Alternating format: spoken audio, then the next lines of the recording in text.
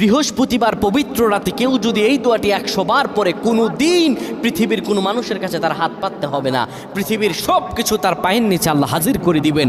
দারিদ্রতা থেকে মুক্তি দান করবেন, বিপদ আপদ থেকে মুক্তি দান করবেন, তার সম্মানকে সুউচ্চতা দান করবেন, অসুস্থতা থেকে দূরে রাখবেন। আল্লাহর অশেষ দয়া ও রহম তাকে দান করে দিবেন। সুবহানাল্লাহ। বৃহস্পতিবার রাত এটি গুরুত্বপূর্ণ রাত। এই রাত সপ্তাহে একদিন আসে।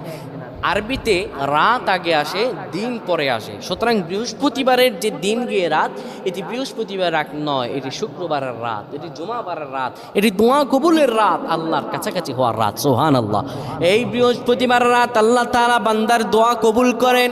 কেউ যদি বৃহস্পতিবার রাতে ঈশা নামাজের পরে পবিত্র হয়ে ইয়া হাইয়ু ইয়া হাইয়ু ইয়া হাইয়ু ইয়া রফিয়ু ইয়া রফিয়ু ইয়া রফিয়ু এই দোয়াগুলো পড়তে পারে 100 বার, আল্লাহ রাব্বুল আলামিন